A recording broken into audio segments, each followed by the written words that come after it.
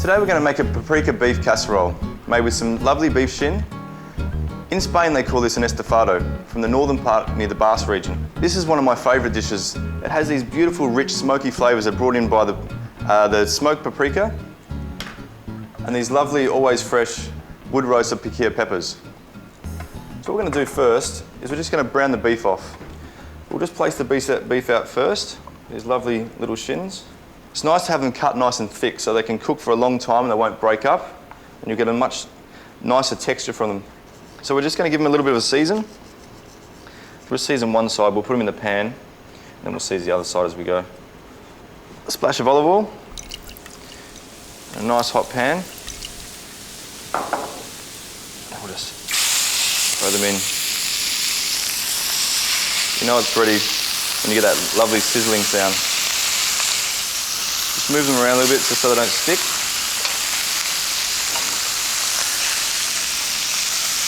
And we'll just season the other side. Now they're going to take about 4 minutes each side, just to get them. You want to get them really nice and dark, and that's why, without burning them, but you'll get a nice, rich casserole. Let's have a look. They're coming along nicely. We'll just give them a few more minutes. So this is what we're looking for. Nice caramelised beef, nice and dark. That'll come through in your casserole. If you don't get them dark enough, you'll end up with a bit more of a pale sort of meat. Won't look as nice, won't taste as good either. You really want that colour. If they curl up a bit on the sides, don't worry, that'll relax as the whole dish comes together and it starts to heat up and cook through. There we go. Gorgeous. You can do these in a few stages. If you haven't got a pan this big, just use a smaller pan, just do one at a time, it's fine. It doesn't have to stay piping hot for the minute because we're going to pour the hot sauce over the top and then put them in the oven. Right, so now these shins are lovely and brown. We're just going to transfer them over to our baking dish. So we can deglaze the pan with some lovely white wine and get all those lovely juices off the bottom of the pan.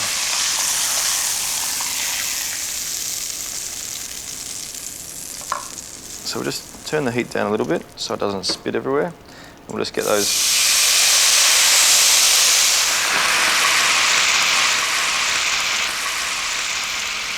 about 2 cups. Just give it a stir with a spoon. Just getting all those nice little browny, lovely caramelised bits off the bottom. Once that's done, we can just give it we'll just pour it over the top of the beef. And then we can start with our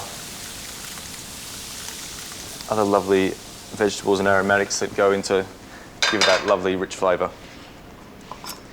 So now we're going to start with the veg.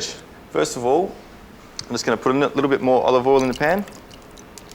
Not too hot, because we just want the onions to cook nice and slowly, not get too much colour. So we'll just load those in. Just give them a move around.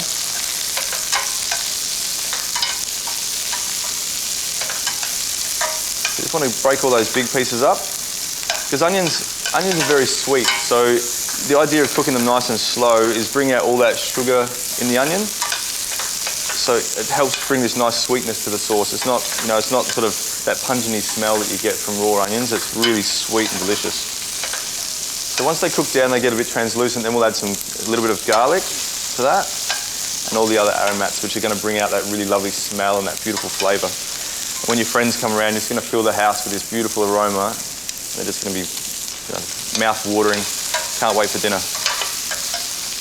That'll take about 5 minutes to get them right down to where you want them. So now the onions have been on for a little while. It's starting to get golden. Now it's ready to add the garlic.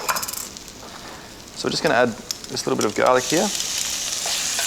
Give it a bit of a stir. Just be careful because you don't want to burn garlic. Burnt garlic is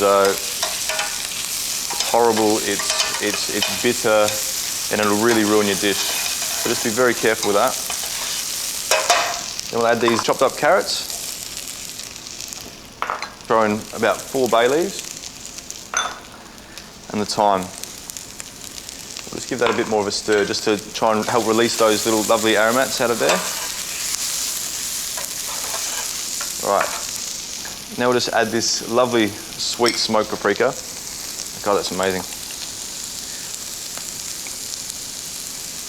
This will give it a lovely, rich colour, along with the smokiness and the sweetness. But this is one of my favourite spices. It's lovely on some chips, even. You know, just some fried chips, bit of salt. So we just toasted that off just a little bit. Now we're going to add these always fresh sun-dried tomatoes, the piquilla peppers that we were talking about before, some tomato, so just a tin of crushed tomato. If you have some fresh ones, peel and chop them, deseed them, throw those in. Okay, just turn it down a little bit, just stir that through. You can see these colours in it. It's going to be, you can tell after a couple of hours of cooking, it's going to be really rich. And I mean, if you can smell this, you'll just understand how beautiful it smells. Just going to season it a little bit more.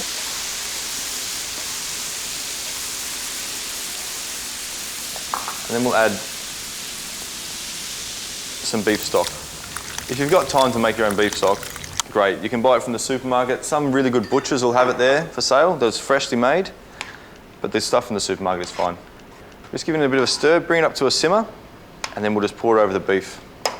And what we're going to do is we're just going to cover it with some foil, put a little hole in the top to help it sort of, when it reduces down, it'll come, all the steam will come out the top and you'll get a nice rich sauce at the end. So this is ready to go. And we'll just pick it up here. And we'll just pour this lovely, rich sauce over the top. Get the last bit out. Make sure we just spread those nice veg and aromatics out around it. And just cover it nice and tight with the foil. Bring it up around the edges here. You've got a lip there. And then just with a knife, you just get the pointed knife and just sort of just tear it a bit. You can put a couple of them in there just so it comes out evenly. And this will help stop from boiling in the oven, because the worst thing you'd have it is boiling, because it'll just make the meat really tough and dry at the end. Just want to cook it nice and slowly. This will just help it reduce. And then we'll just put that in the oven, and it should take about 2 hours.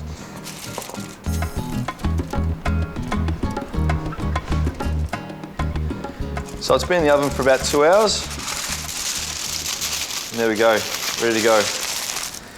So you can see we've got some olives in there. I've put the olives in with about 5-10 minutes left to go, just because olives, as much as they're a beautiful flavour, but if you put them in too early at the start, they'll just override the dish. They're very dominant. Whereas now, when you eat it, you get that little burst of olive rather than a whole dominant flavour throughout the dish. So now we're just going to put them into the serving dish. Look at that. How nice does that look? Make sure we use this nice juice. Make sure you got some nice crusty bread to, you know, mop it all up at the end. And we'll just give it a nice sprinkle of parsley. How nice is that? Lovely, isn't it?